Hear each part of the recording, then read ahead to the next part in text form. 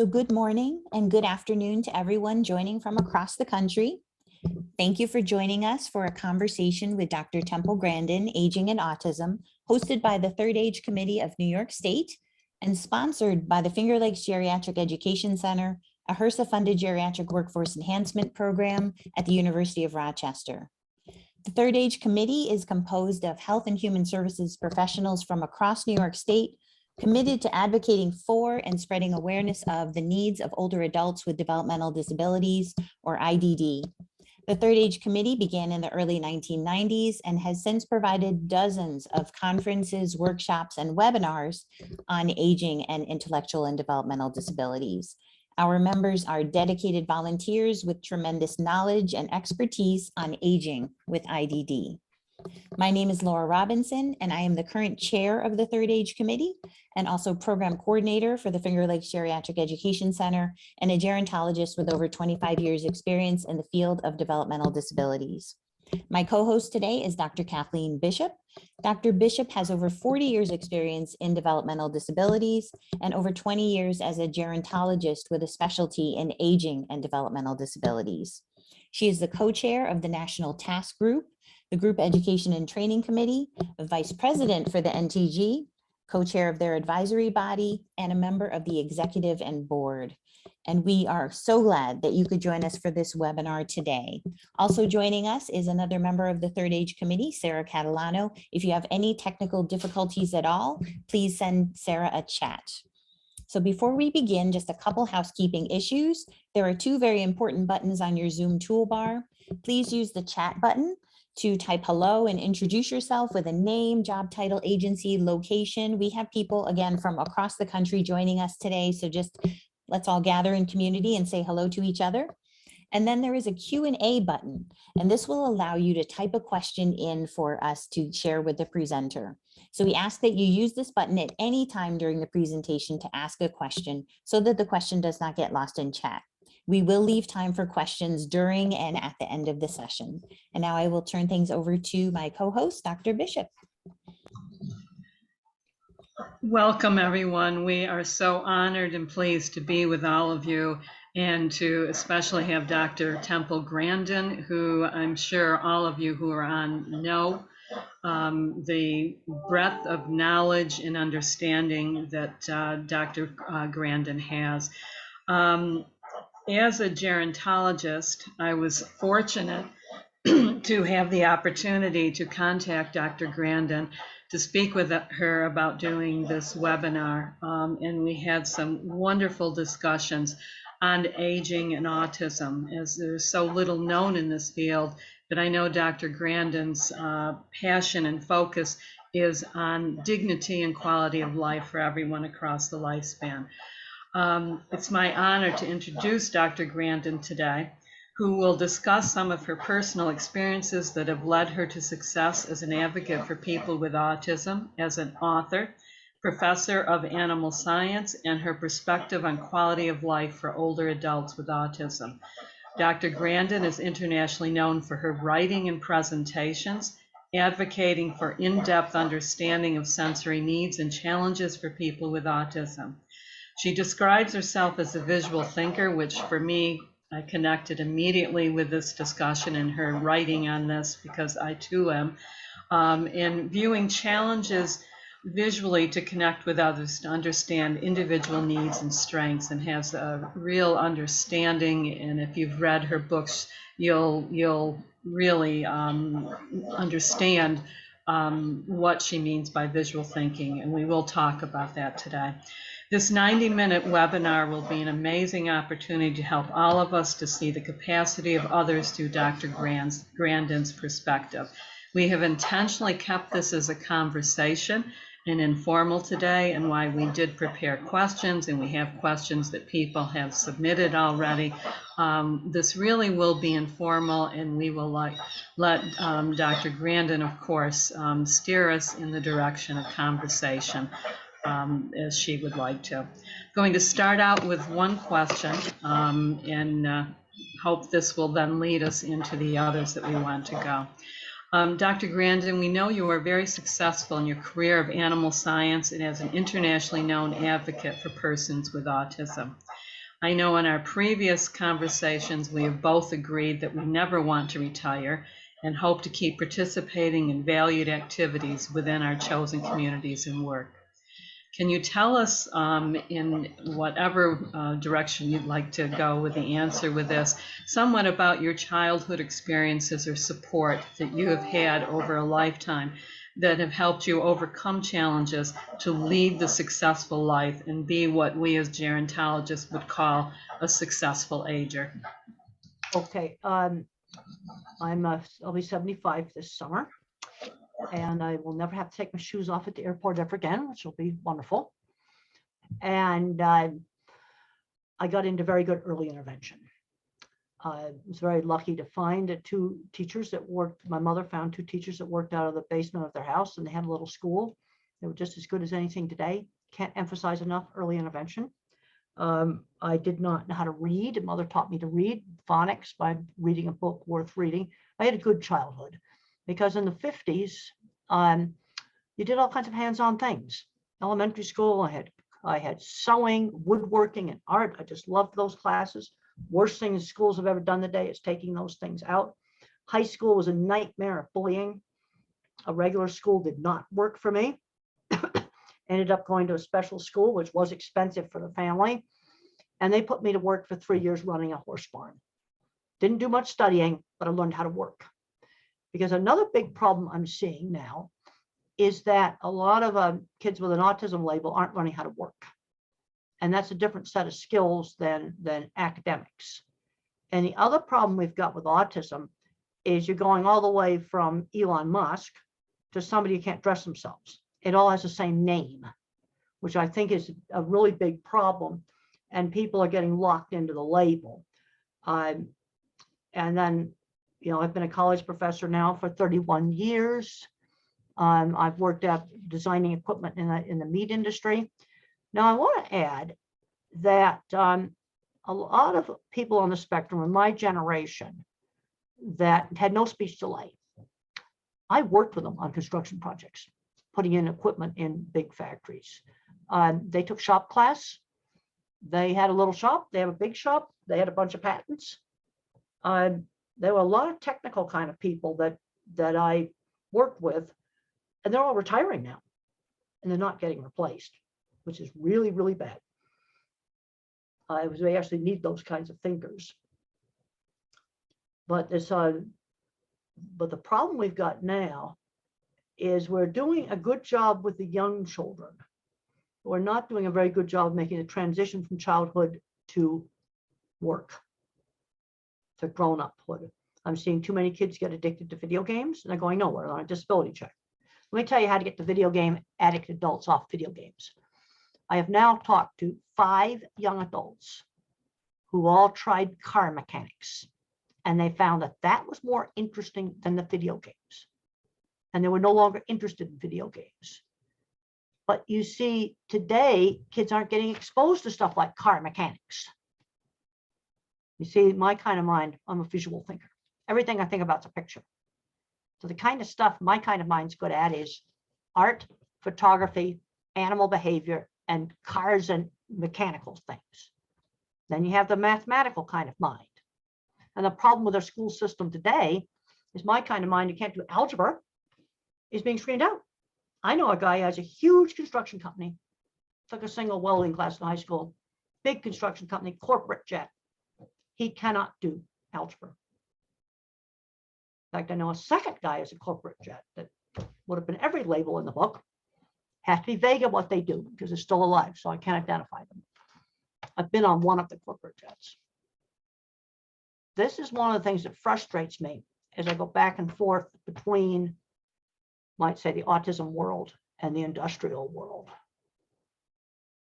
We're not replacing these guys. These people are late 60s and 70s. They're my age.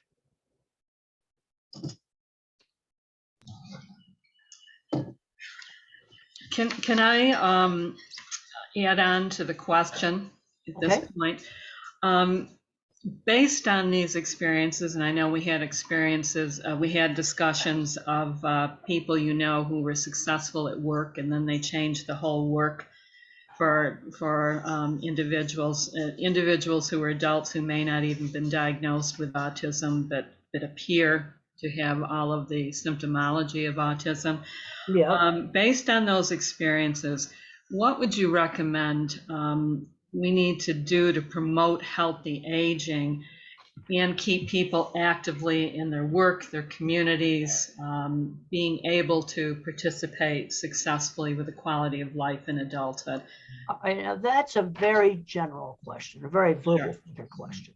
See, my kind of mind is bottom up, examples of maybe successful aging and not successful aging. But I'd like to talk about a very common problem. I've run into a number of different people. There was one person that made equipment in a research lab. He made the equipment.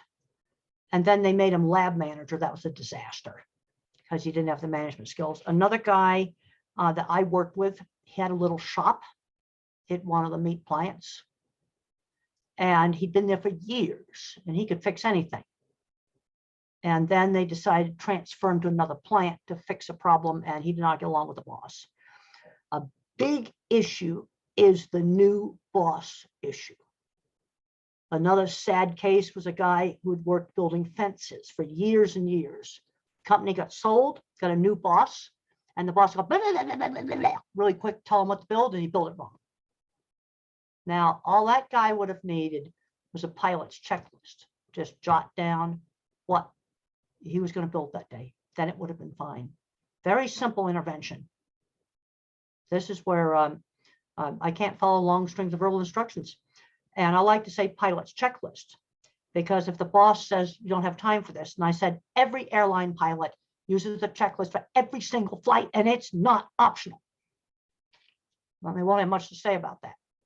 But this has been a problem. People have had jobs for years, often very successful jobs, and then lose them. They either can't get another job or they just get into a total mess with a new boss. I've seen this happen. This is a pattern I've seen happen over and over again. I know you have been successful in your work at helping, for example, with helping with bathing of cows, for example, because that was the dipping vat project. Yes. Then they had to put the cows in there to get the parasites off them. Now that's been largely replaced with ivermectin, but ivermectin did not exist in the 70s. So the animals had to swim through this dip vat. And I designed a better system that prevented problems with drowning. Now, one of my big motivations was I wanted to prove to people I wasn't stupid. The other thing is, this is early 70s, going into the cattle industry. Being a woman was a much bigger barrier than autism was. Autism was a non-issue. It was being a woman. So I had to make myself very good. And the way I sold jobs, and here's my book, Thinking in Pictures, and I've got some pictures of some of my jobs, is I would simply show off the work, show off the drawings. And I think another thing that helped is I went to a seminar on how to run a consulting business. And they told me two things: never sign a non-compete clause, and don't put all your eggs in one basket. Make sure you have more than one consulting client. So if something goes bad, you haven't lost everything, because I was working as an independent consultant. But I'm seeing too many parents babying their kids to the point where they aren't learning any skills. I mean, I've seen 16-year-old kids that are getting straight A's in school and they've never gone shopping. I mean, this is just ridiculous. There needs to be more of an attitude of what they can do.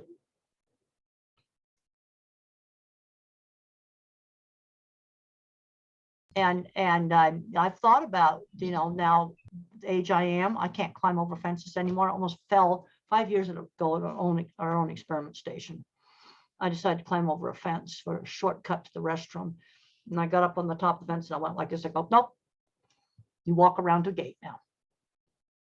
I'm recognizing I've got physical limitations. I can't do some of the stuff that I used to be able to do. And I'm still traveling, got back out traveling. And I kind of feel at the age I'm at now, I want to encourage young people, to be successful. And I've thought about, what am I going to do if I was in a wheelchair? Well, we have a beautiful science museum here. And let me tell you, I make that wheelchair and I make that walker the coolest walker there ever was. And I love bicycle streamers on the handlebars. My walker's going to have bicycle streamers. I've already been thinking about that because eventually I'm going to have one. But even with a walker on a wheelchair, I could get little kids turned on to different exhibits at the Science Museum. Like they have different ramps that are different shapes and you roll things down there. They have to figure out which ramp the ball will roll down the fastest. You know, just showing that kind of stuff to little kids. I've got to be doing something like that. I've got to do some things to get out. Like during COVID, I'd walk around the neighborhood. We had some people I would eat with. You know, you had to do some stuff to get out. You can't stay at home all the time. My choices were once a day go to the drive-in at Starbucks, and the other time was to get a car wash. Just to get out. Community, just to get out. Just to get out. And I would sometimes just go with, like during the COVID lockdown, I would go for drives. Another thing that helped me with the COVID lockdown is get up every morning, get dressed, no slouching around in sleepwear. Get up every morning, take a shower, get dressed, you know, have a schedule. I got a new book finished. This is Visual Thinking. It's gonna be coming out this fall. This is the galley proof. And in this book, I talk about my visual thinking. I also talk about another math thinking, word thinking. This was the COVID project. And I worked with my great co-author, Betsy Lerner, who's super verbal, thinks very differently than I do, but we were a great pair because we had complementary skills. I do the rough drafts, and Betsy would reorganize them. So you need to have all the different kinds of minds. But a big concern I've got now, since my kind of mind absolutely can't do algebra, I wouldn't be able to graduate from high school. So what would I do? Well, if I had, there's all kinds of back doors in the industry. You go get a job in a factory, and you know what your goal is? Design the next factory. I have seen people do that in the industry. Come in, get a job on the line. 15 years later, in charge of building a new plant addition, and you get to play with Legos, but they're really big and they're made out of concrete, and you use a crane to play with them. I have actually seen that happen. Yeah.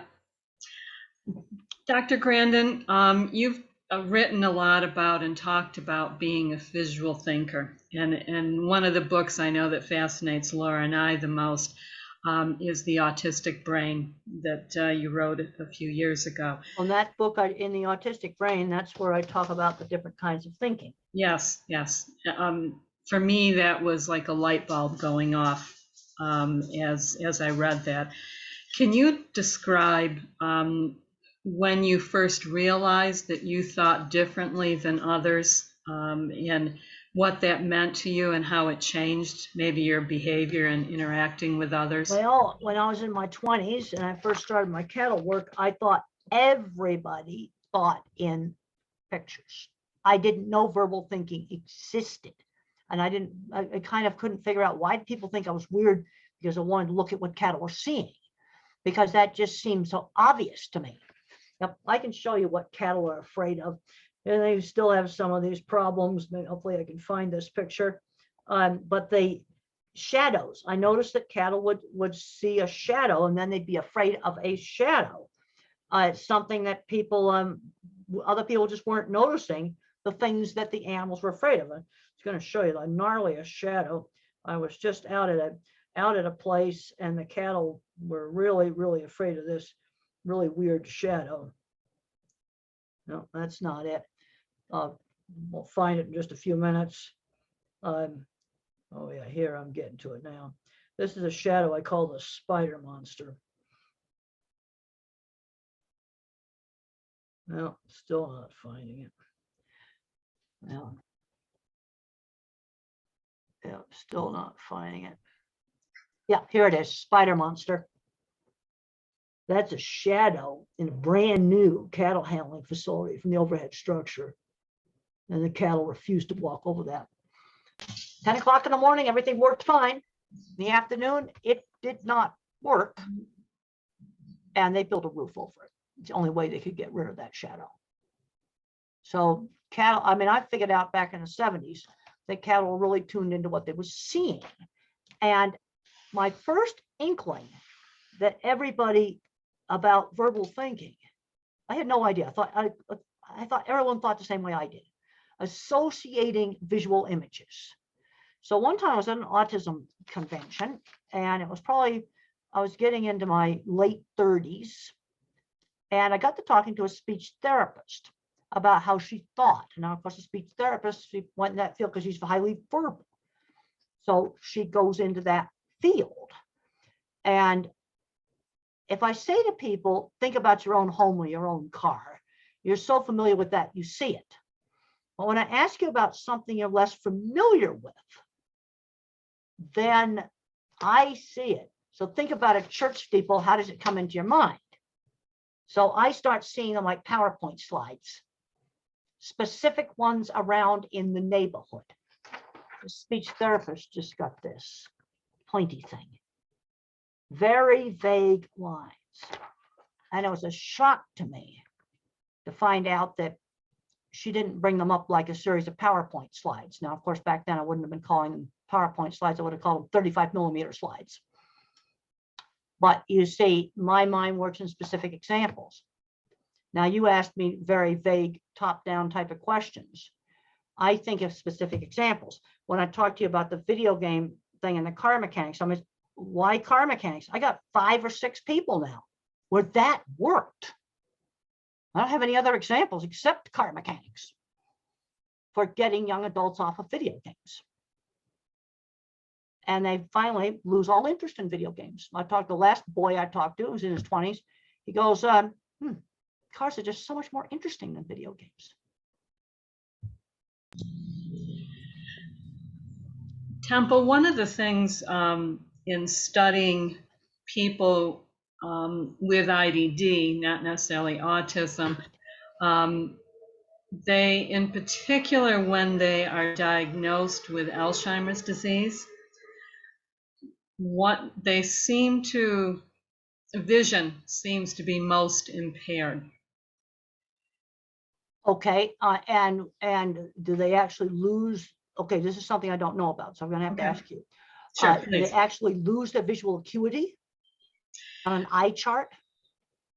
Well, they usually, it's very difficult to test. Okay. Because they can't communicate the changes. Well, but what happens is people who would be able to locate themselves in space previously become lost in space, wander, can't find objects, and don't seem to know who they are. And it's thought to be a visual impairment. Or it could be just forgetting about what they were doing. It could be, but even activities they performed by rote are interfered with. Something like taking a shower, for example. Exactly. And not being the able thing, to... you know, I'm trained neuroscientist. I just got my PhD was in neuroscience. Okay. And okay, somebody said here the visual field narrows. So we got to figure out there's something wrong with the eye, or it's going on in the brain. And so I start to, first thing is someone said the visual field narrows. So the first thing I want to know, since I don't know about all of the different diagnostic categories, but I'm going to think of them not in a verbal way. I'm going to be visualizing the brain and the physiology. So the first thing is, okay, the eye doctor looks inside the eye. Is that normal, or is the retina deteriorated?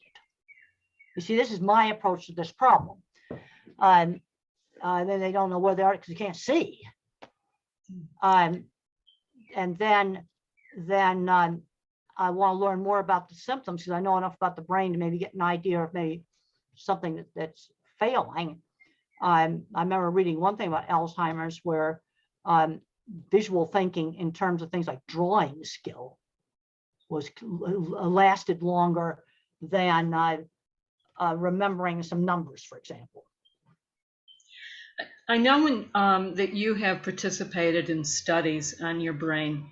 Yes, I have a whole bunch of them. Yes. Have you noticed brain changes that have occurred to you over time? Well, they didn't really do a study that would show that. Okay. You know, they did first study ever done on me was done in the late 80s. And when MRI was first invented, and my cerebellum was 20% smaller than normal. That's 90, it was in the late 80s that was done. Then I did some other imaging that showed that I had a big visual thinking circuit. I've got like a super graphics card for visual thinking. One ventricle is asymmetric. I probably messed up working memory. But there hasn't been anything done on me like sequentially to look at aging effects. Okay. Ugh, maybe I don't want to look at that. Maybe my ventricles are twice as big. I'm going, ugh, I really Dr. want to look at Grandin, that scan. have you noticed any changes as you've gotten older and how your brain functions? Working memory has always been bad. Can't remember long strings of information. I think that's gotten worse. The biggest things I've noticed is physical stuff. That's the thing that now I can. Okay, here's somebody asking, can you go blind and still visualize things? Yes, you can go blind and still visualize things. And some of this is going to be covered in this new book. Yeah, you can go blind and still visualize things because it's in your memory. So have you come up with any strategies to help you with the worsening memory as you're getting older? Well, I haven't gotten to the point where, well, I write a lot of stuff down, but I've always written a lot of stuff down. Like when I was in college, a math teacher would say, why do you write down so many notes? Can't you just understand the math problem? I had to write down the notes. And some of my problems, I have terrible working memory, always have. And I've always had problems with following chit chat conversations where it's very rapid chit chat. I can't follow them. Never have been able to. That's why a lot of social stuff is boring. I can't hear these conversations. There's too much background noise. I'm functionally deaf, always been that way. Now it's gotten worse because one ear has lost over half a hearing. So that's made it worse. And I ask people to, I like to sit with my good one facing you. Those are good strategies. Hearing aids, biggest ripoff ever was. Somebody needs to do something about that.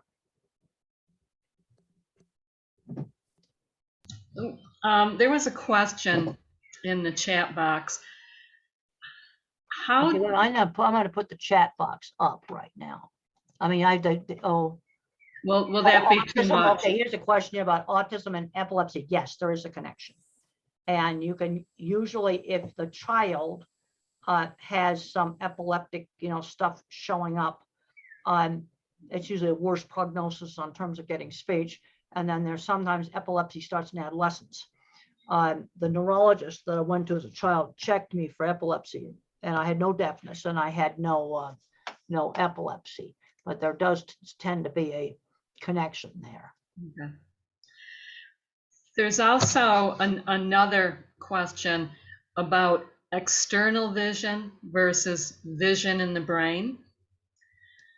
Can one be impaired, the brain not have vision, but your I think I kind of answered that is, let's say you go blind later on in life, you can still remember things because that's already in the files in the brain. So, it's in your brain. Now, what happens when you get blind from birth? Visual cortex takes up 1/3 of the brain. That's a lot of real estate.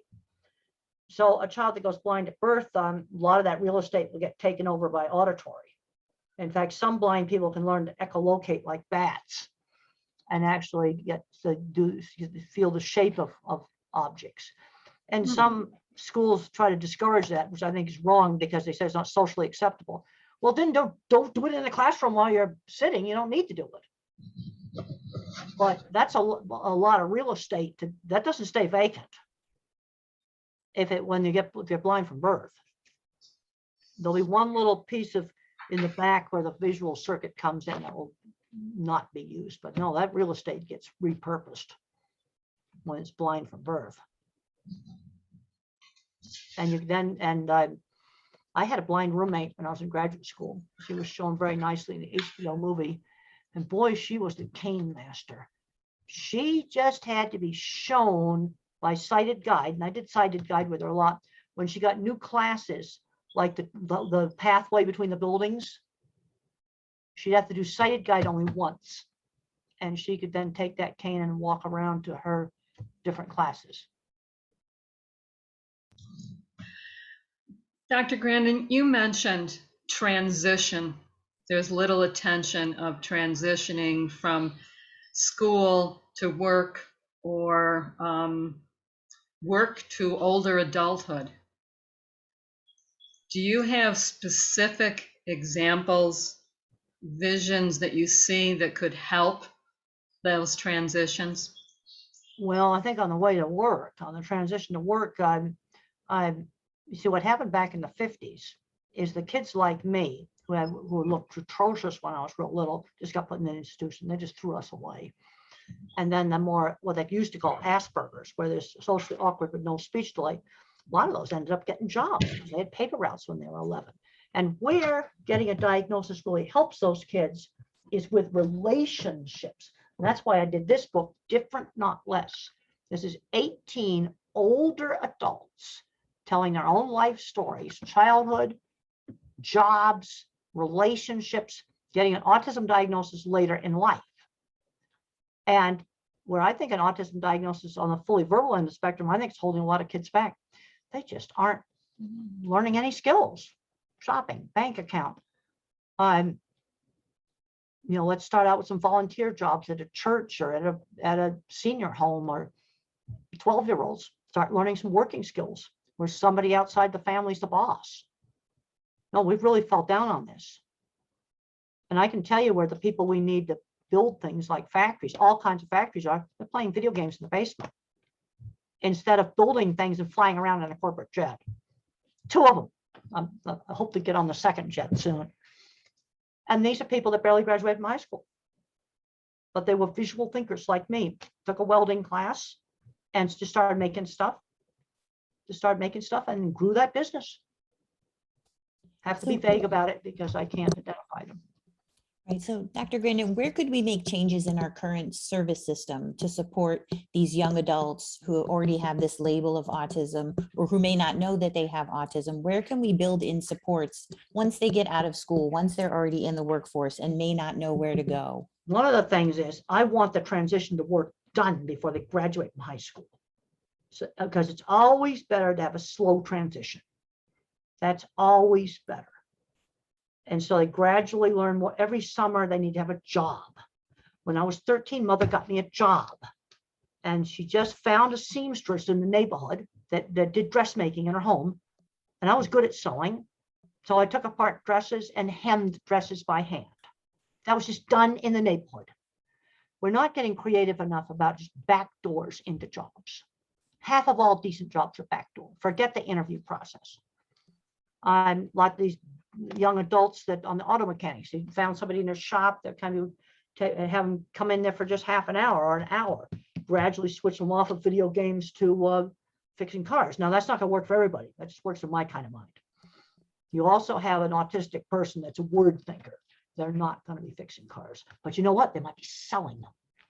Some of those individuals have been very successful in specialized retail because they know every car out on that lot and be very good at selling them. Specialized retail sales. And then your mathematicians, they're running Silicon Valley. They're making the technology that we're using right now.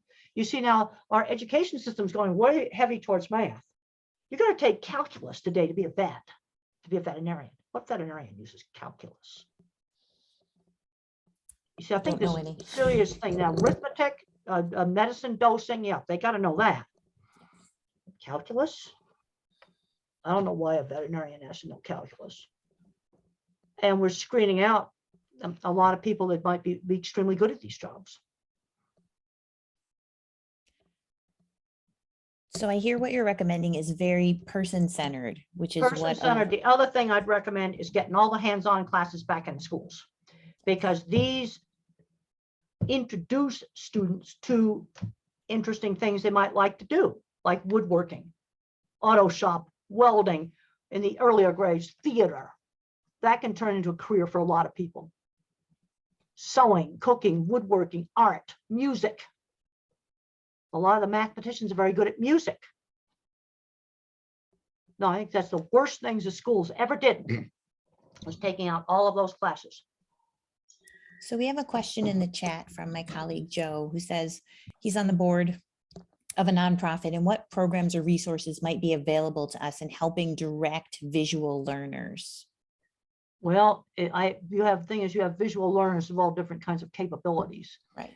Let's go back, and the correct name for my kind of learning is object visualizer. You want to look up the research, you have to use the keyword object visualizer. Then the mathematical person is visual spatial. Now, unfortunately, there's a lot of studies that mix up the object visualizer and the visual spatial and mix together, and that's wrong. And my autistic brain book discusses that. And in a new book that's coming out this fall, you can pre-order it right now on Amazon. Just type in Temple Grandin Visual Thinker. I've got all the science in here, and some of the early science that shows that these thinkings are different is in the autistic brain. My kind of mind is good at art, photography, working with animals, and mechanical stuff, like fixing cars. The mathematicians, music and math go together, and computer programming. That seems to go together. And then you've got the autistic guy that's all word thinking, and a lot of them are super good at specialized retail. We have to look for resources in the neighborhood. See, the tendency to discuss this stuff in way too generalized way. I think we have to short circuit the interview process. I know that United Airlines has a program where they have individuals with ID that help passengers use the check-in kiosks. And one time I was over there and I got to meet the whole group. Okay, that's something local. That's at the Denver airport, but that's something local that somebody's put together. We got to have a lot more just doing stuff like that locally. Working with, people just locally. Now, one of the things that my boss had to really get on me about when I was in my 20s was hygiene. Let's clean it up, people. There are some things you do have to do to conform. Like, those people can't show up at the Denver airport dirty. No. There are some things that you have to do to conform, and that's one of them. Now, I'm eccentric how I dress, but I'm not a dirty slob. And there's a scene in the movie where the boss slammed down a deodorant and said, "You stink, use it." That scene actually happened. I thank that boss now. No, that's where you got to clean it up, people. I'm not saying be a social butterfly, but you can't be a rude, filthy, dirty slob. And I had to learn that I couldn't just go around calling people stupid and things like that. Love it. Great example.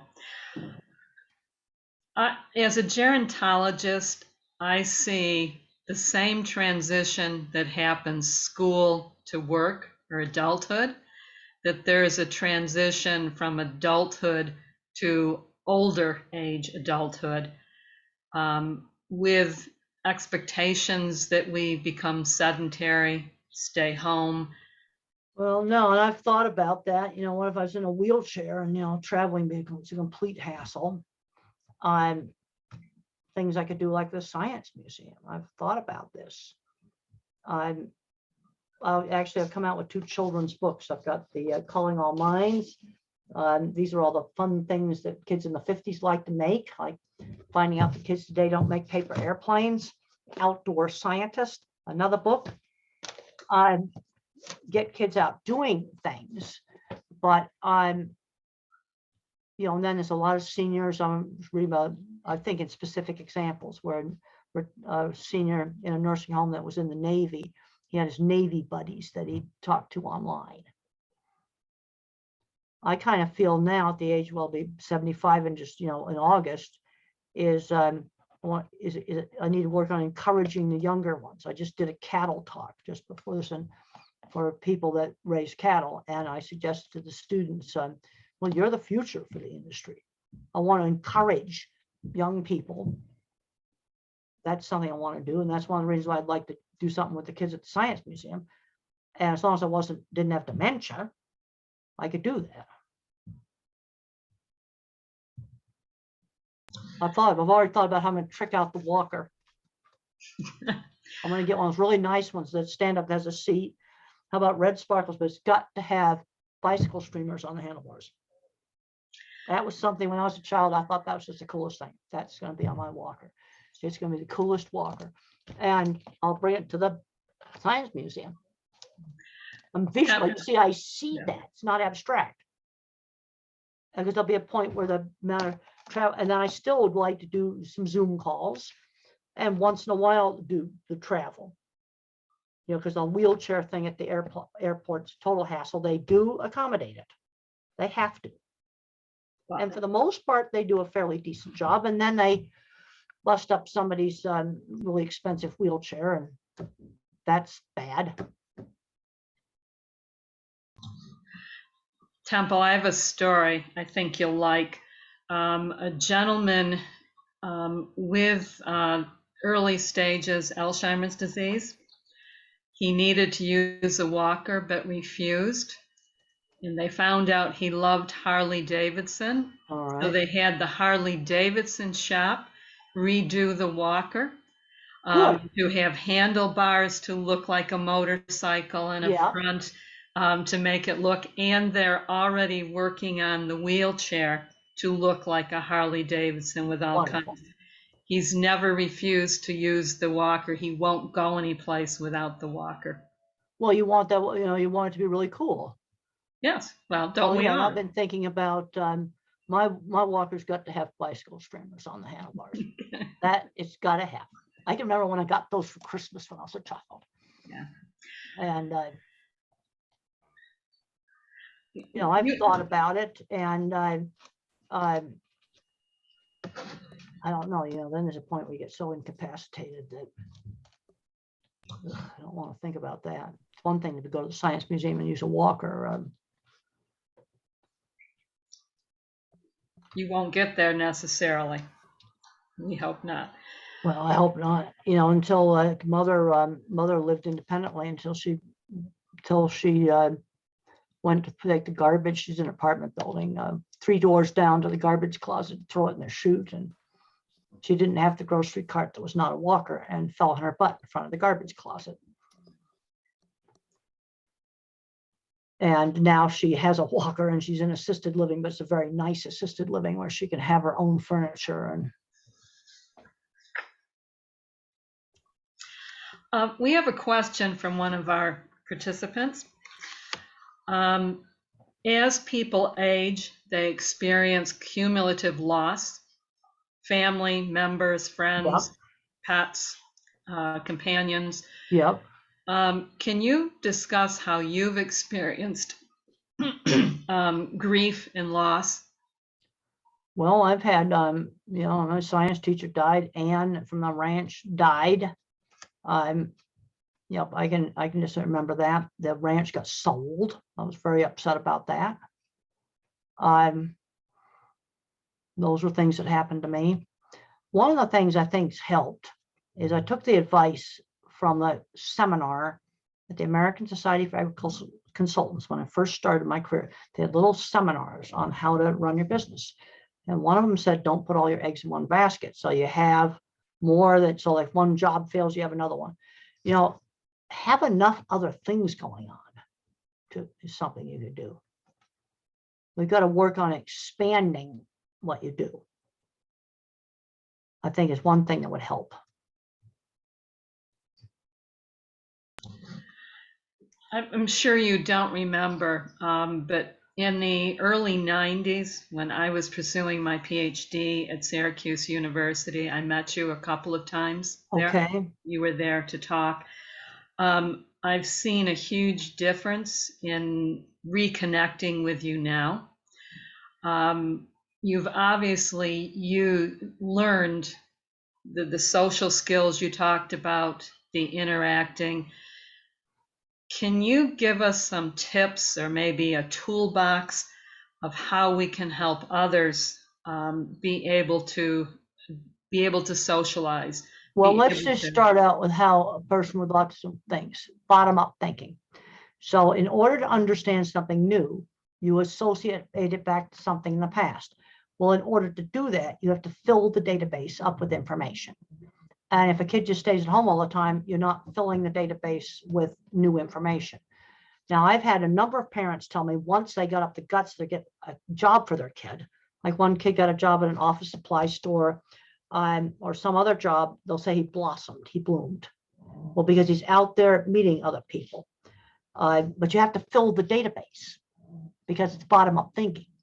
Because people tell me my talks at age 60 were better than my talks at age 40. You see, you keep learning. You always keep learning. We've got to get out and doing things, because bottom-up thinks in specific examples. I don't think in top-down. You see, verbal thinkers ask very vague top-down questions. My approach is, okay, what are transitions that worked? What were the common factors? Put them on a spreadsheet in my mind. Sort it into categories. Something that's a successful transition to work, something that's not. And my mother at the time, when Mr. Patey at the special school put me in charge of the horse barn, mother wasn't that happy that I was being let off the hook for academics. Now, I still had to attend classes. I still had to go to all the meals. Recluse in the room, they didn't allow. But you know what? I learned how to work.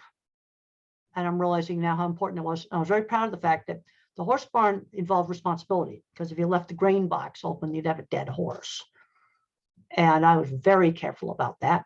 And there was a dead horse at that farm. And you better believe that grain box was closed. It was because the school bought awful oat straw to feed the horses, which I questioned.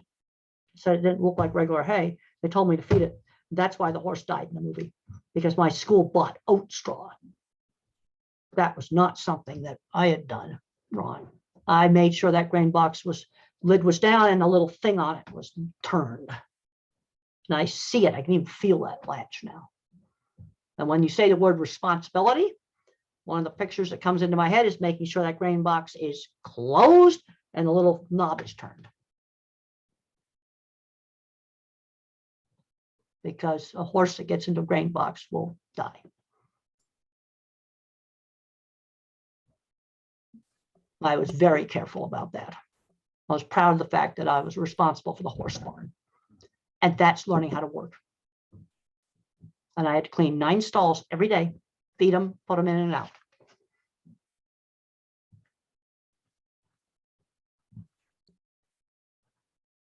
Kathie, is there another part of your question? You look very thoughtful. I'm going to just get another little, I'm going to refill my water here. I have a question if you're done with your question. Well, go ahead, because mine come in and out. Go ahead. Okay. I'm ready now. Okay, so we had someone ask in the Q&A, do you feel it's important for an individual to get a diagnosis as an adult? And if so, where does one get it done? And I think this will also vary from state to state, but how important is getting that diagnosis of autism? And well, where for it's adults? helped, in my Different Not Less book, where the diagnosis was helpful in an adult was with their relationships. That's where a diagnosis was helpful. Well, now we're going to get lawnmower noise and I can't do anything about it. I live in a condo and they decide when they're going to mow the lawn. Okay, so everyone just turn up your volume a little bit over the mower. And same thing, Kathie has a dog and I have a dog. So some got cleaning mowers thing in a and van with a big hose coming out of it. It's making that noise. It's fine. We all understand. I can't do anything about that. It's something they're doing over in the next apartment with a van with a giant hose coming out of it. So I can't, we're going to have to just deal with it. This is one of the problems with Zoom. I can't. it is okay. And I can't make it go away because it's some kind of service that's. So when I was reading your book, The Autistic Brain, there was a section where you talked about the DSM and how the DSM has changed and how it's categorized autism over the years. And basically the DSM-3 was an attempt to categorize diagnoses by symptoms and sets of symptoms. And so over the last 40 years, that has changed with each new edition of the DSM.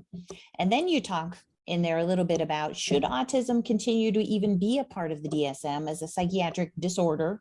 Or I don't know, it gets into, I think some of this, you see, autism is a true continuous trait. I've been looking at all the genetic stuff and a whole bunch of other stuff like that. True continuous trait. When does slightly geeky and nerdy get a label on it. See, the mildest forms where there's no obvious speech delay, it's part of it's just a personality variant. And then obviously if you have speech delay, yeah, that's definitely abnormal. But you know, half the population is going to probably trend towards the autism side, and the other half pretends to the social, super social, emotional side. And I think in some ways, some of these on the work front, I think kids are having a worse time today because they didn't find out they were good at making scenery for school plays. That's something I did. Scenery for school plays, costumes. Always got into that. I didn't care about acting. Making scenery, I did. And that's something where I could get friends.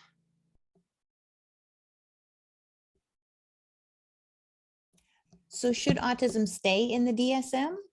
Should it be Well, categorized differently? That gets into politics. I just Mhm. not discuss. Okay. What I'm interested in is taking kids who think differently. And some of the, I'm going to guesstimate that the really high-end skilled trades, and then one of the guys at the corporate jet was one of the 20% that's either autistic, dyslexic, or has ADHD.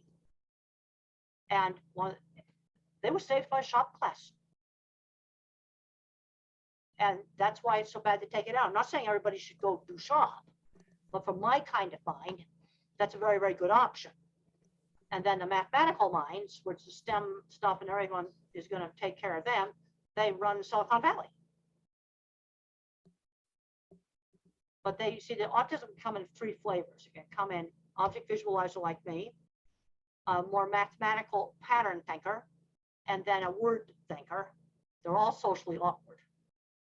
But there's also 3 kinds of ways of thinking in the fully verbal autistics, and those I describe in Thinking in Pictures, plus providing the science.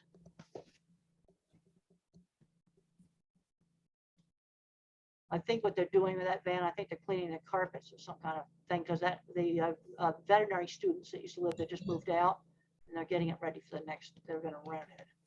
Well, it's giving work to somebody. For rug cleaners, what I think that is. So I'll be checking it out after this interview. Yeah. It's giving work.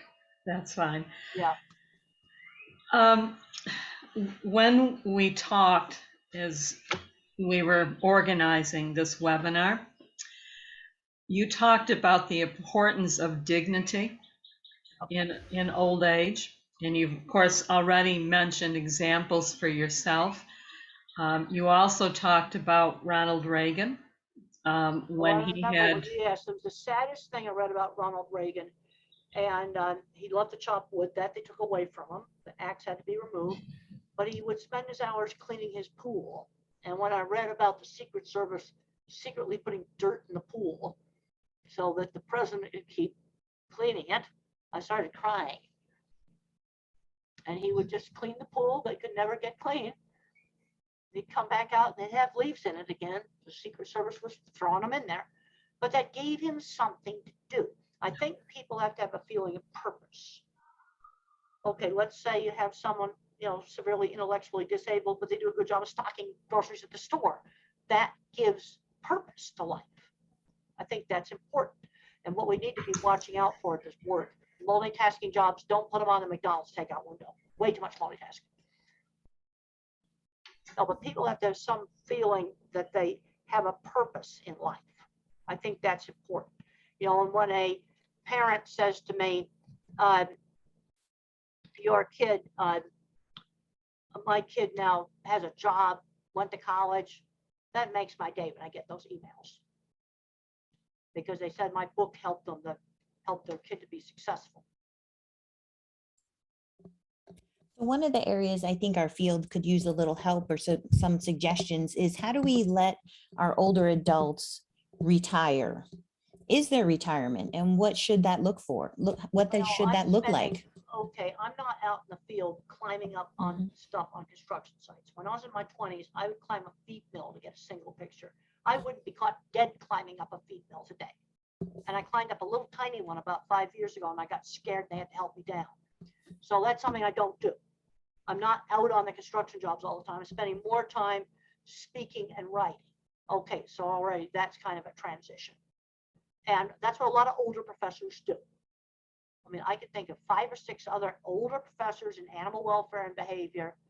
And when I look their names up on Google Scholar, there's tons of papers. This is a common pattern in academia. And you're writing kind of, you know, like so you're going to broad picture kind of papers. And papers that are going to encourage the next generation of students. That's something I can do in a wheelchair, as long as I don't lose anything up here. One thing I'd say about my mother, she's 96 years old, and all her marbles are there. You know, it's physical disability now for her. That's the thing I would fear the most, dementia. The wheelchair, the walker, I can deal with that. You talked about someone you knew who collected signatures or welcomed people coming into a building. Do you remember that story? Well, that's quite, yeah, I'm trying to remember now. I may not remember that. I think it was someone who was in a nursing home. Oh, there was a coffee guy. Now, this was a guy, some vague diagnosis in an institution, nonverbal, and a doctor got him out of there, and they taught him how to make coffee at the local gas station. And he became the coffee man. And he did a really good job. He always cleaned the coffee maker. He did a really good job of making the coffee. That gave him purpose in life. And then when he went to the nursing home, he was still the coffee man. And then there's going to be a point where coffee is going to be too dangerous for scalding or something, you know. But you see, that gave him purpose. And it took some effort to teach him how to make coffee. But people at the gas station appreciated good coffee. You see, now, again, my mind thinks in specific examples. So that's a specific example. Is an older adult in an institution now became the coffee man.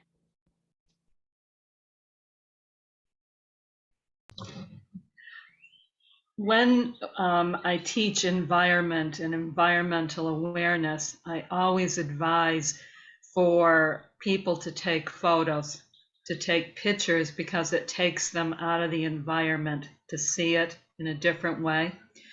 Okay. You mentioned photography being something that's natural to you. Can you talk about ways you've used photography? Well, it started out with, I worked for a magazine, and I got a really nice camera and learned how to use it. Now I just know how to use a phone, which incidentally I think takes really good pictures. But I got very good with my camera.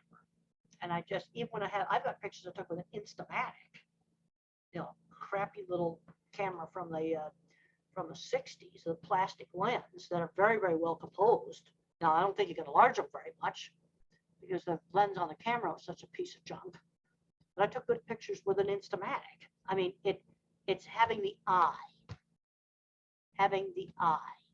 When you look at the viewfinder, snapping the right picture. See, I could see that. And I've talked to a lot of photographers on film crews, TV documentary crews that were dyslexic, autistic, or ADHD. And they were photographers professionally.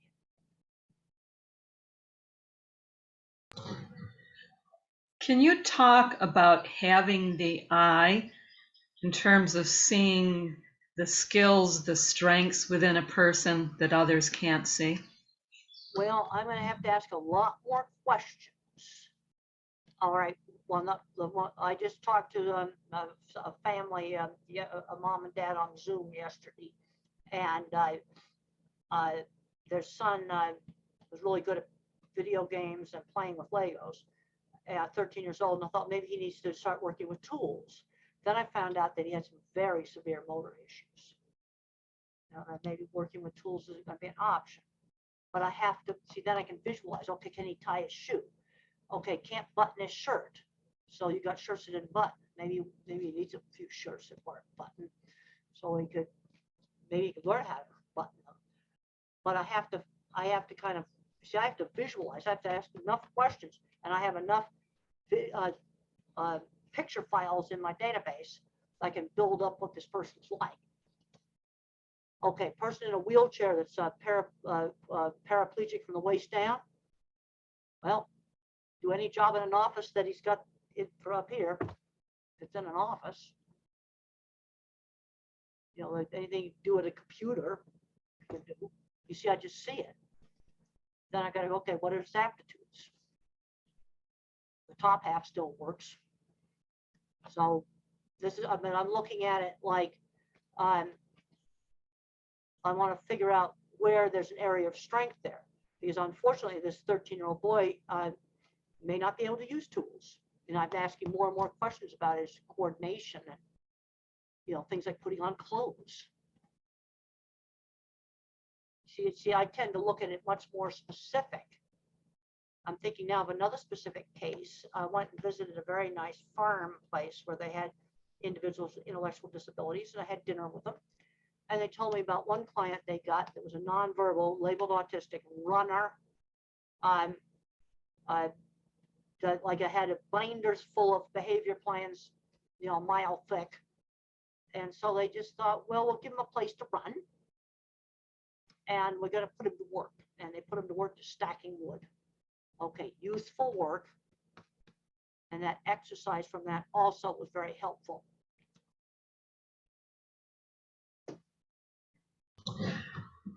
This morning, I went back to refresh myself in a book, An Anthropologist on Mars. Yes. The chapter Oliver Sacks did with an interview with you. That's right.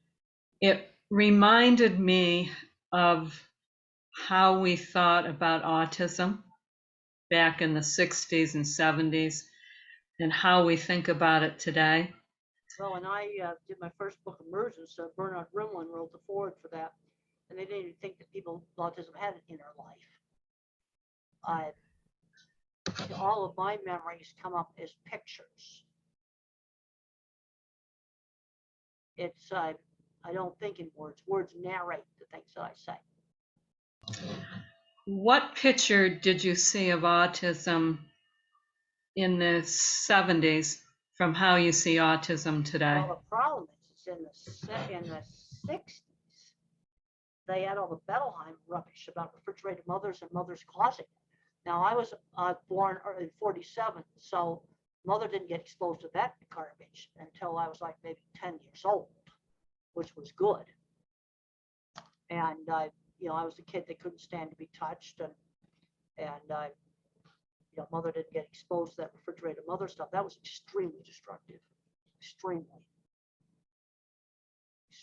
bad. The other thing is people get totally locked into the label. But you see, I see the people. Okay, I told you about the guy in the shop. Okay, another guy that owns a steel shop. Now, as I say these, I'm seeing them. I'm seeing them out on a project. It's bottom up. It's not abstract. See, the thing I learned is just how top-down verbal thinkers are.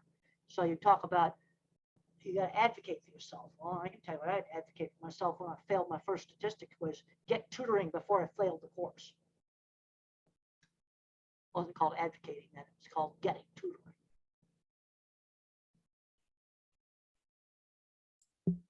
So what could you change? What would you change, if anything, about how healthcare is delivered now to people with autism or any other developmental Well, disability? one of the things, people with autism, you know, a lot of sensory problems can make examinations bad. Surprises scare. So anything you can do to make it interesting. Now, I tell you what they did with shots with me. I got some of the first polio vaccine.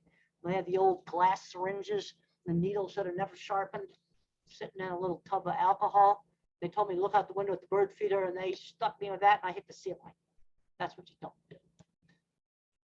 But when I had to have my tonsils taken out with the dish strainer thing with the ether, the nurse saw 6. This I remember really well. She takes the dish strainer thing and she puts it on and says, "Doesn't hurt me." And then she just calmly puts it on me, and I was fine. Really clever nurse. I think what you could do with a lot of kids today, most kids love electronics. Let's look up all the websites for the typical monitors the hospital is going to use, so they become interesting rather than scary.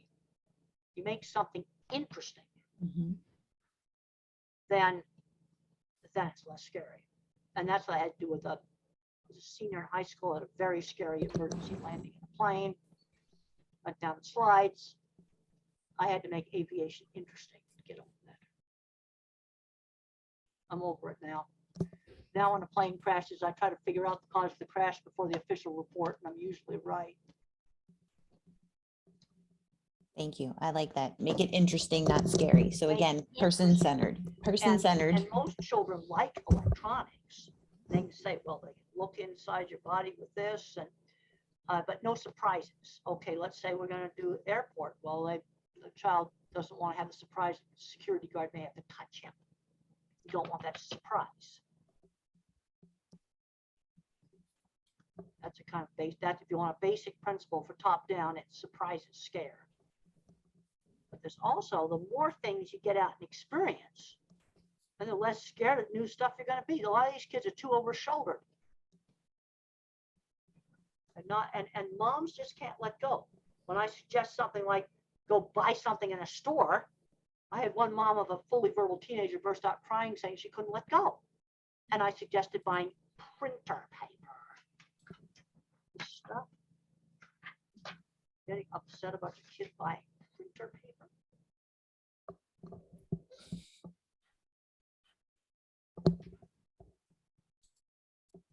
Do you have any other questions on the Q&A? No? Nope. I have one more. Here's a question about probably taking drugs. Revert to substance to help with coping. There's a question there from Annalie. I've been on antidepressant medication for 40 years. It saved me. And I've written all about that in my book, Thinking in Pictures. Been on the same drug for 40 years. That's why I have to drink so much water, because of the medication. And there's way too many drugs given out like candy, way too many cocktails of drugs. I'm taking one little tiny med. It saved me. When I was in my early 30s, I had uncontrollable colitis. I was eating yogurt and Jell-O in the movie because everything went through me. Went on the medication. I've been on it ever since. And the colitis got 90% cured. Because my nervous system was no longer in a total state of absolute fear. It really, really helped me. Interesting.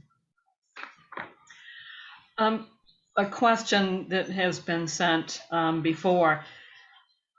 I know you've talked about your mother, and she certainly inspired you, and you've talked about a teacher who inspired you. My science teacher. Your science really teacher. Important. Yeah. Is there anyone else or any other event you can think of that inspired you to move ahead to make such a difference in so many people's and animals' lives? Well, things just started gradually. And one of the things I was good at is seeing doors to opportunity. There is a scene in the movie where I get the editor's card because I knew if I wrote for that magazine, it would help my career. That scene happened. I was very good at seeing doors. Then I produced a decent article. And mentors, there was a contractor named Jim, who was another really important mentor. There was Ann out at the ranch, and I've written about all of those in here. And they saw my ability. And ability attracts mentors. And now one that was saying some autistic adults eat too much food and get obesity. There are some drugs that tend to motivate that, unfortunately. The atypical antipsychotics actually appetite enhancers. I think one way that we've got to get them out doing things. Got to get them out doing stuff, because I've worked with so many people that were on the fully verbal end of the autism spectrum. They had decent jobs and they liked their jobs. And a lot of the stuff I have experience with is with skilled trades. But also, I've been to the tech companies, Google, Microsoft, those programmers, Apple, been there. Oh, seen them. Half of them are on the spectrum. As a visual thinker, how did you feel as they were making a movie about your life and then seeing the movie? Well, it was sort of like going into a weird 60s and 70s time machine. Claire Danes just became me. The movie accurately shows visual thinking.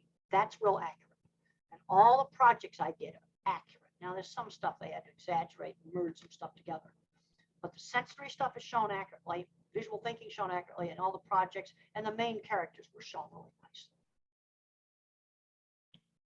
And the movie's title is Temple Grandin. It's available on the streaming services. Temple, I can remember the night of the Academy Awards when I remember you standing up in the audience and cheering an award. Tell us how you felt at that moment. Well, it's very exciting because you don't know who's going to win until they open that little card up. And so it's very, very exciting.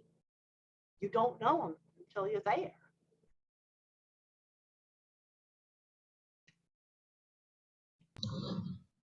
I think about this at my age. I'm 3 years younger than you, not far behind, with the same kind of thoughts about aging as you have.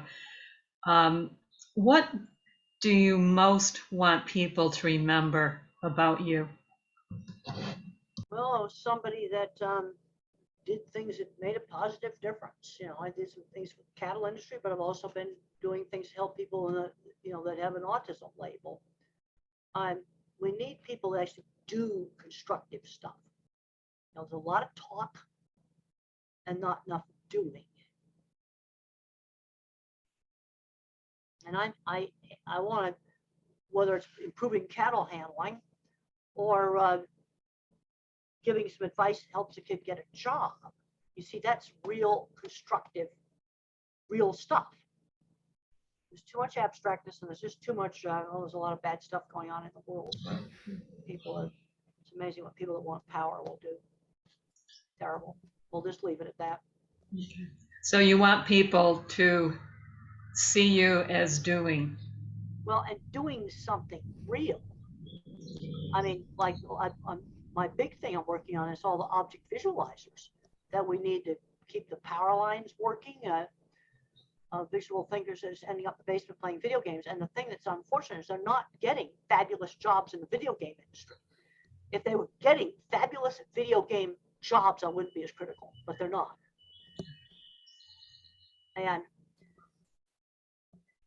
And some of the happiest, best times ever had is we were out trying to figure out how to build stuff. You know, how do we do something real? I just think sometimes about the little things. Like the other day, I let a car come in from a side street. I think about wallets I've returned at the airport. Okay, those are little things, but you know, they add up. Mm-hmm. Mm-hmm. So go ahead. Go ahead. I was just gonna.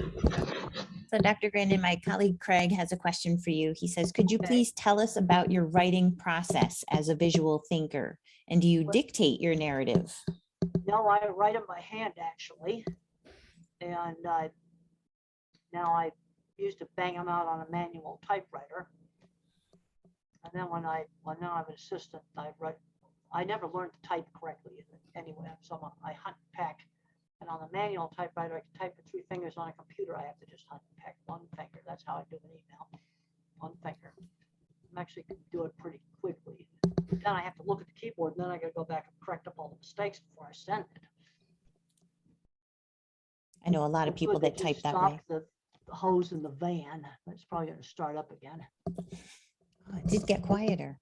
And there's another question in the chat that says, how would you recommend preparing an individual with autism for employment so they can visualize what the job experience might be like? We tend to just verbally explain things to them. Well, one of the things is written instructions, no vague instructions. It might be good to visit the workplace before you actually start the work. In other words, I want to make it a gradual transition. Okay, with these kids that they got off of video games and young adults into auto mechanics, it started out like an hour of shop at a time. You know, so you gradually replace video games with car mechanics. It's a gradual transition. Sudden transitions don't work. Okay, let's say we got to go to a new school. It'd be good to visit it. If you can't visit it, at least look at it on Google Maps and look at their webpage. See, all of these things make it less sudden, less of a surprise. The other thing Mother did is she'd give me choices. After I got thrown out of a regular high school, She had been working as a journalist on schools for kids with problems, and she'd been to every school in New England, special school. She picked out 3 schools that she liked, and then she let me pick from those 3. In other words, giving me some limited choice. Okay, a mom asked me the other day that a kid didn't want to go shopping, and say, all right, let's give them a choice, Walmart or Target. You know, they were always like just 2 things, like a limited choice, or maybe there might be 3 choices. Yeah, we're going to go out and you can pick which store we go to. I'm just giving an example of kind of stuff. Now, Walmart, Target didn't exist in the 50s, but an example of the kind of choices that she might do. You know, we could go sledding or we could go skating. We lived in Boston where we had a lot of snow. So just going back to some of the discussion about labels. In our society, we have a lot of ageism, so discrimination against older people. We have a lot of ableism, discrimination against people with different abilities. How can we help society look past these labels? You know, there's a lot of locking into the labels. Trying to find my book I did with Deborah Moore. It's called Navigating Autism. I think it got buried under a bunch of stuff here, of mess you can't see. Navigating Autism. And one of Deborah Moore's sayings is label locking. Parents get label locked, and they get so locked into the label, they can't imagine the kid could even do anything. And so when I do talks, I'm like showing, you know, big complicated stuff I designed, because nobody would even think that I'd be capable of doing that. They get so locked into the label, they can't imagine the kid doing anything else. And this is something where I'm learning about verbal thinking, so locked into top down, so locked into vague ways of looking at problem solving. Now, the problem with my kind of problem solving is, in order for me to be good at problem solving, I got to have a lot of visual images in the database, a lot of them. And I, when I was very young, I, you know, write stuff in my diary that I thought was really weird, because I had to say, well, the future's like going through a door, because I didn't have enough experiences to look at it any other way. See, now I can look back on experiences. But I think back there at that special school, and my elementary school was a private school, and the special school is private, that putting me to work running a horse barn was the best thing they ever did. And I have a paper you might want to look up online that I wrote about 3 years ago. It's titled How Horses Help the Teenager with Autism Make Friends and Learn How to Work.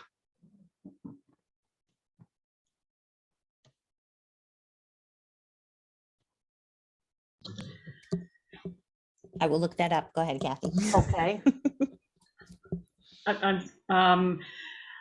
What you talked about as a child and young adult, you didn't have as many visual experiences.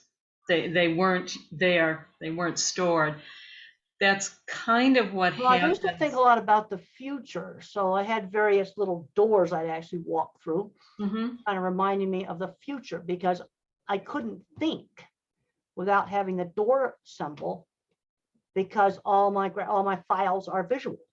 Right. You know, one of the reasons why I had so much trouble with algebra is there's nothing there to visualize.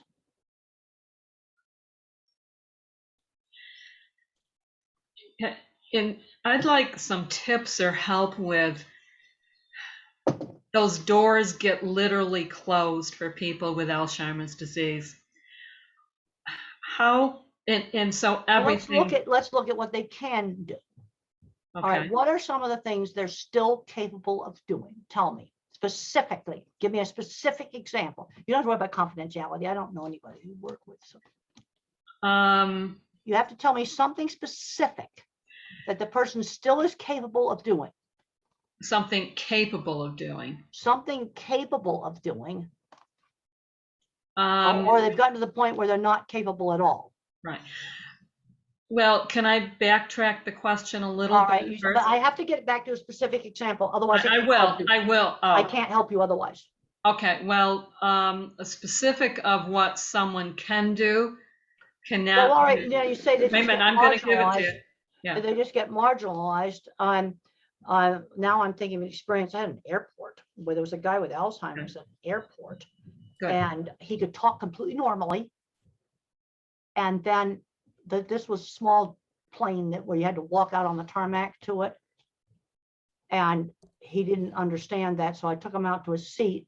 Then we got to, I can't believe they would let him fly by himself. Then we get to Minneapolis Airport.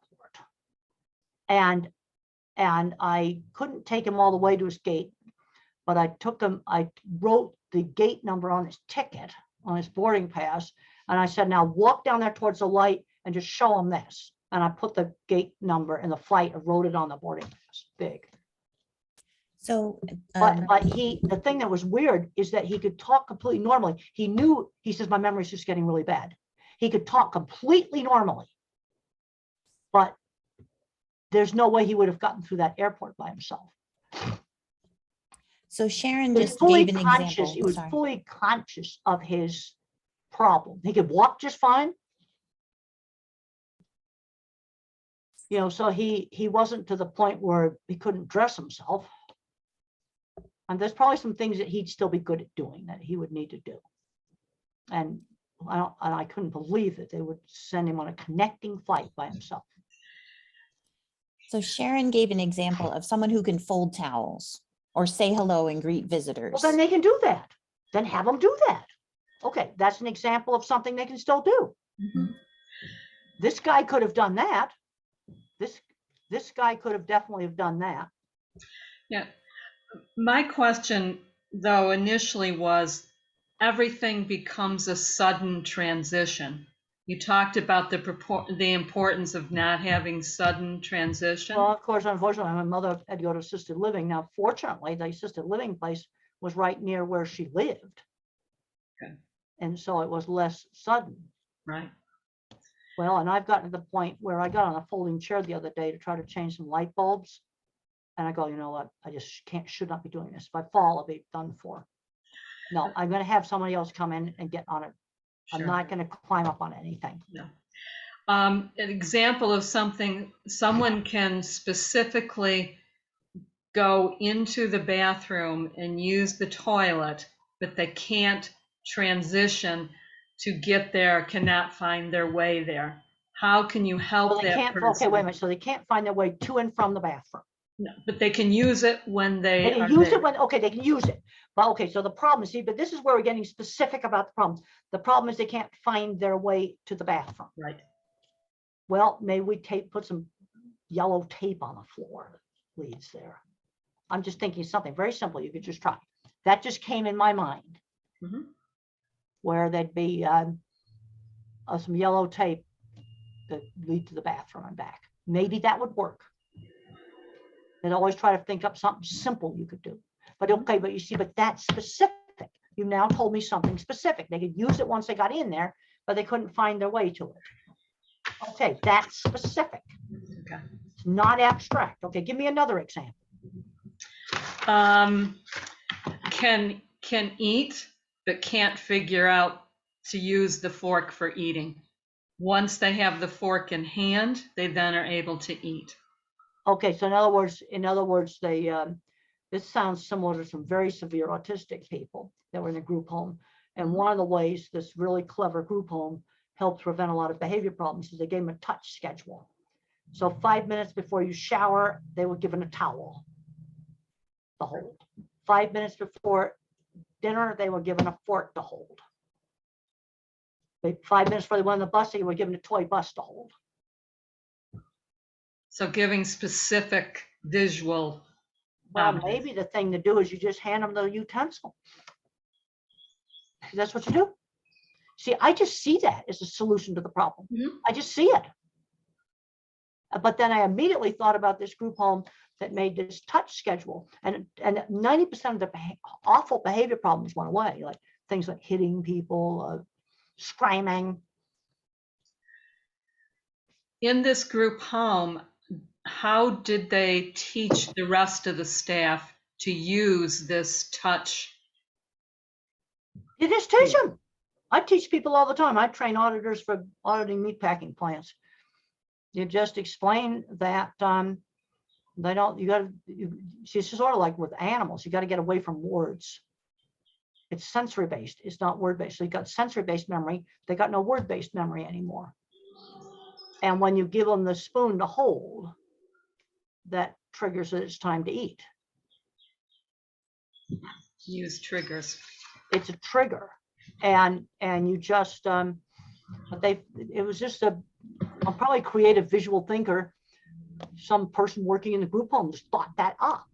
And the thing is, it's something simple you can try. It's not going to hurt anybody. Just try it.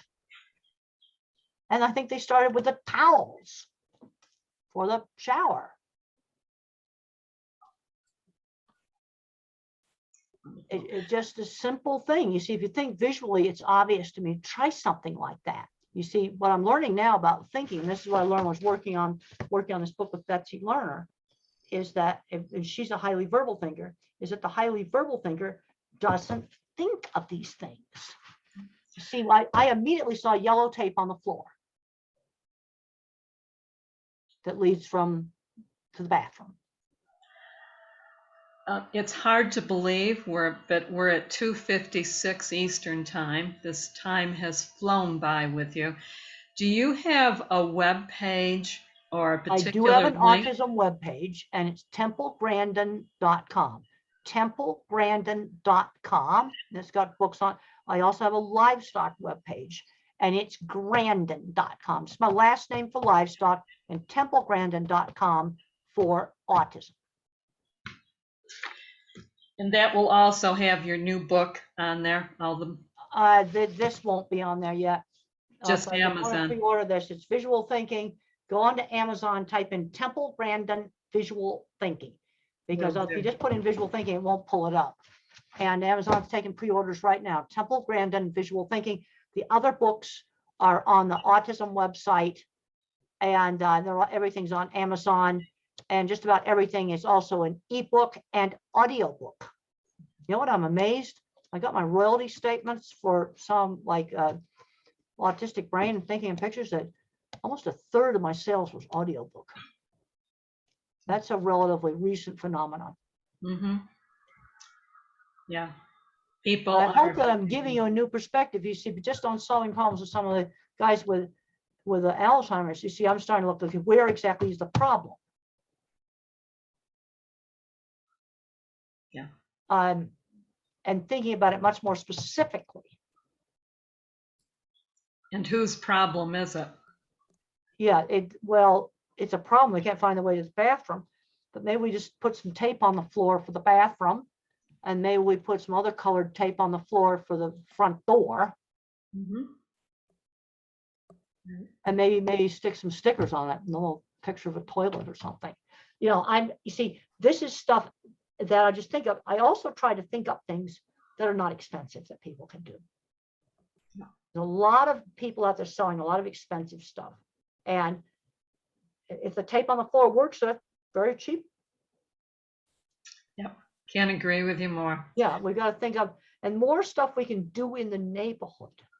Like maybe he can be a greeter at Walmart. You see, but now I see that. And I see our Walmart now. As I talk about it, I'm seeing our Walmart. You see, nothing's abstract. Dr. Grandin, this has been an honor. It has really opened eyes to open the eyes wider, to try to see how others see the world. Well, I hope I've given you some ideas. Now you're gonna, what are you gonna keep this video and use it for training, or what are you gonna do with it? Laura, good. Hopefully you're gonna let a lot of other people in the field see this video. Of course. It will go up on our Third Age YouTube page. Oh, good. Yes. That's great. Now I We want to also- get information out there, and sort of, but you see how I have to take each case and then, okay, what is the specific problem? And you see when he went in the bathroom, he could use it because right there, the toilet's there and you can see it. You see, that's the cue. That's similar to when with a touch schedule, like, okay, you put a spoon in their hand, okay, it's time to eat. It's the same sort of thing. Well, I'm hoping that we will be able to build on this webinar and that you would be willing to come back with us again. Well, and just what people need to realize is the first step they need to realize is that different ways of thinking exist. that's the first step. I tell that to big corporations. Different kinds of thinking exist, and we need to figure out how these skills can be complementary. Absolutely. Wonderful. Thank you. Now we're at 1 o'clock my time. Yep. Yes. Okay. Laura? So thank you, Dr. Grandin, for having this conversation with us. And thank you all for joining us today. When you exit this Zoom webinar, you will be redirected to an evaluation survey. We do value your thoughts. Please take 2 minutes or less to provide feedback on this session and any ideas you have for future sessions. The Third Age Committee is planning a webinar series on aging in the fall and a virtual conference for next spring. So we do value your feedback. So thank you again, everyone. And thank you again, Dr. Grandin, and have a wonderful rest of your day. Well, thank you so much for having me, and I'm going to go have a late lunch now. Wonderful. Okay. Laura, the link to the recording? Yes, so the link to the recording, once it downloads to my computer, we will upload onto our YouTube page and we can email it out to all And the what is your participants. YouTube page's name? That is a good question. I can't tell you that right now at the moment.